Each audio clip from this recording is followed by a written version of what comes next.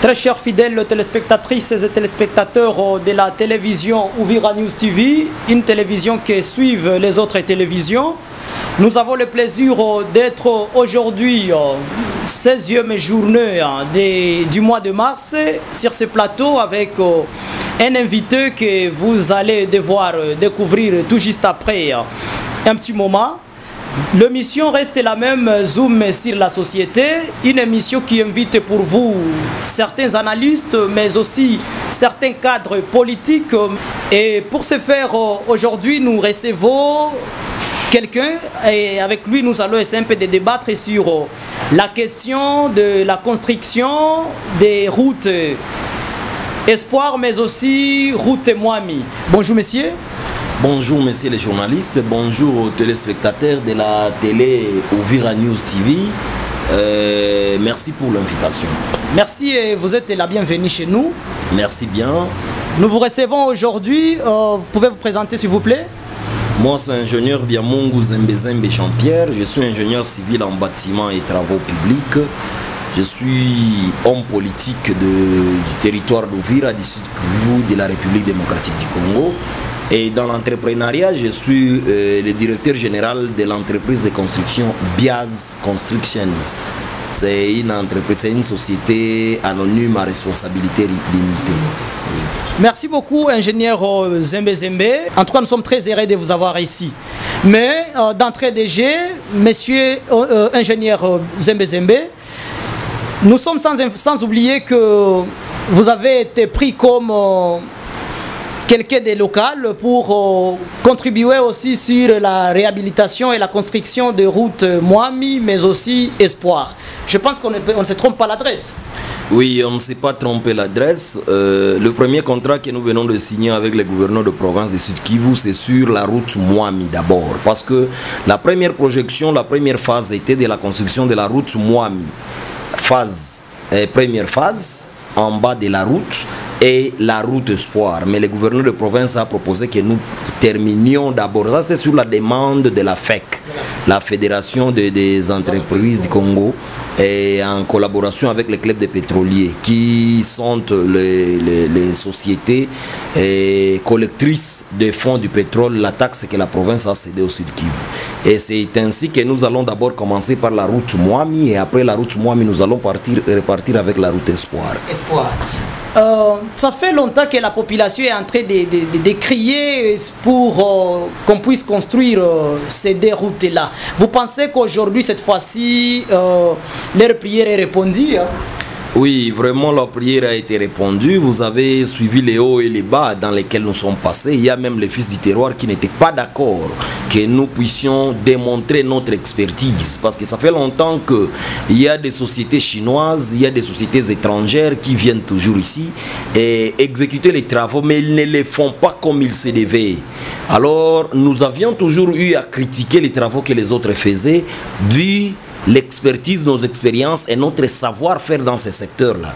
Raison pour laquelle nous avons demandé, nous avons sollicité qu'on nous donne aussi comme fils du terroir, pouvant exécuter sans contrepartie, pouvant exécuter comme fils du terroir, démontrer, vendre notre compétence, notre pouvoir de faire, notre capacité intellectuelle, notre modélage que nous pouvons porter au moins correctif à ce que ces gens avaient fait, parce que nous avons remarqué qu'eux ne le faisaient pas avec trop de patriotisme, avec pas trop de soucis, et ils n'avaient pas beaucoup d'intérêt comme ils n'étaient pas bénéficiaires et usagers. Mais ici, Biaz Construction, avec moi, ingénieur Zembezembe, nous sommes exécutant et bénéficiaire de cette route, parce que ma voiture aussi empruntera cette route pour le franchir, je ne sais pas, certaines, toujours ça, dans les trafics, il aura toujours besoin de cette route-là. Quel niveau vous occupez dans ces projets? Oui, dans ces projets, je suis le directeur des projets. Comme c'est mon entreprise, dans le projet, je suis le directeur. Comme c'est l'entreprise qui a été sélectionnée, nous avons fait un groupement d'entreprises, Vision Biaz, mais là, je suis le directeur. Donc, c'est moi qui dirige le projet, comme fils du terroir.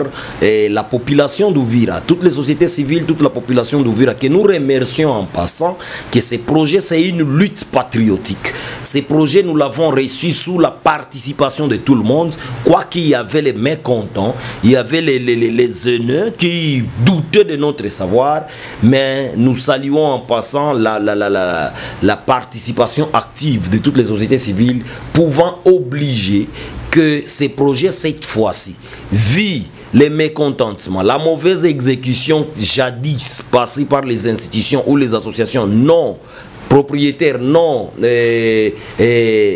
pas l'émanation du terroir, qu'on puisse au moins tester les enfants du terroir qui peuvent aussi démontrer de quoi ils sont capables et pourquoi ne pas aller effectuer ces travaux ailleurs comme les autres viennent les faire ici.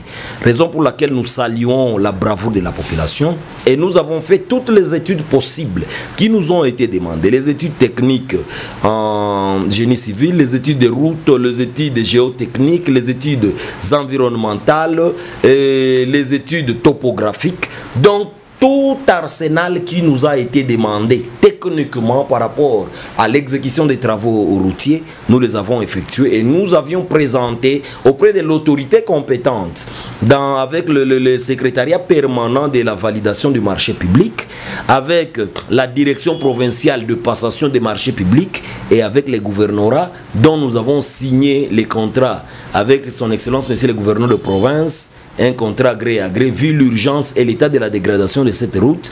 Le montant était permanent, la route à réhabiliter était permanente, les capacités d'exécution sont là et l'entreprise de construction est là. Mais pourquoi les travaux pouvaient traîner? Raison pour laquelle l'autorité a demandé qu'il y ait d'abord un contrat gré à gré pouvant sauver la situation du trafic dans la ville d'Uvira. Alors, peut-être une question de curiosité. Avez-vous un jour exécuté travaux d'une grande envergure comme celui-là? Je ne doute pas de mes capacités.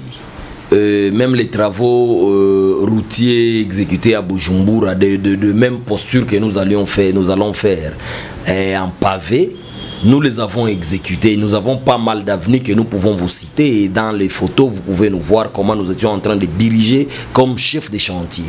Nous avons construit le camp de réfugiés de Lucenda, où nous avons fait le lotissement, toutes les routes et les ouvrages de franchissement.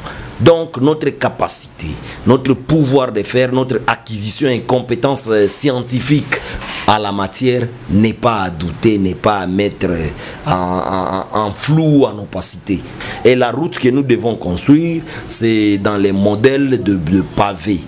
Mais il y aura les collecteurs, nous allons faire les collecteurs, nous allons faire les caniveaux, nous allons faire la bande de roulement en pavé et en moellon, en hérissonnage, et nous allons y mettre des chasse-roues et des bordures pour séparer les piétons et la bande de roulement.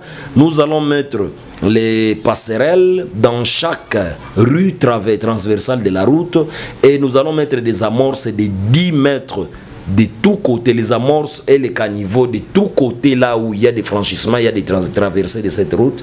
Nous allons les emprunter afin que la route trouve sa posture, parce que nous allons même l'élargir à la dimension où elle ne se trouve pas aujourd'hui. Selon les informations à notre possession, monsieur ingénieur, il s'avère vrai que le financement pour ces travaux était bel et bien disponible depuis longtemps.